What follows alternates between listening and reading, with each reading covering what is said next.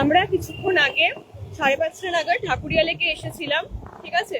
তারপরে আসার পরে সবকিছু নর্মালি ছিল। তো কিছু কয়েকটা মেয়ে সামনে আসে, তারা নর্মালি নিজেদের মতো আজকে ফ্রেন্ডশিপটা মানাতে থাকে। কিন্তু আমরা যখন বেরিয়ে যাচ্ছি, তারপরে যখন আমরা ব্যাক করে আসি, এসে তাদের সামনে বসি, তারা কন্টিনিউয়াসলি আল্লাহু আকবার বলতে থাকে। তো আমাদের মধ্যে একজন তার প্রোটেস্ট করে, এবং সে শুধু বলতে থাকে না, সে একজন হিন্দু মেয়েকে দিয়ে জোর করে বলাতে থাকে। এবং আমাদের মধ্যে একজন তার প্রোটেস্ট করে এবং শুধু নর্মাল ভাষাতে বলে যে তোমরা এটা এটা কেন করছো, এটা কি কোনো রিলিজিয়াস স্পেস যে তোমরা এখানে এসে এরকম আল্লাহু আকবার বলে চিৎকার করছো?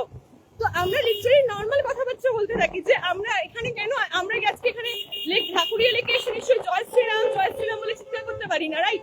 তো তুমি আমার সামনে বসে তেমনি আল্লাহু আকবার বলে চিৎকার করতে পারো না। তো তারা তো কন্টিনিউয়াসলি তর্ক করতে পারে যে এটা আমাদের জায়গায় আমরা করতেই পারি, আমরা সব জায়গায় আল্লাহু আকবার বলতে পারি। তো আমরা তাদের ঝগড়াটা সামলে লিটারালি বেরিয়ে আসছিলাম। কিন্তু তারপরে তারা কল করে কিছু ছেলেকে, কিন্তু ছেলে এসে তারা এসে লিটারালি আমাদের যে অপোজ করছিল তাকে মারে। মানে আপনারা বলুন, আমরা কোথায় বাস করছি? এটা কি বাংলাদেশ? আপনি কি আজকে বাচ্চার কাছে গিয়ে বলতে পারবেন জয় শ্রীরাম? আমি সেটা নিয়ে কোনো অপোজ করছি না। আপনারা যখন দেখছেন যে আপনার সামনে কেউ লিটারালি এ করছে, যে এটা তো কোনো রিলিজিয়াস প্লেস না, না যে আপনারা আল্লাহু আকবার বলে চিৎকার করবেন। উল্টে আপনারাই ঝামেলাখানা করছেন, তারপরে আপনারাই লোক আনছেন, ও লোক এনে আপনারা আবার আমাদেরকে পিটাচ্ছেন। এটা কি হচ্ছে? এটা কি বাংলাদেশ? মানে আমরা কোথায় বাস করছি? জাস্ট এদেরকে তো পুলিশ ধরবে না, তারা সঙ্গে সঙ্গে সেই প্লেসটা ছেড়ে চলেও গেল।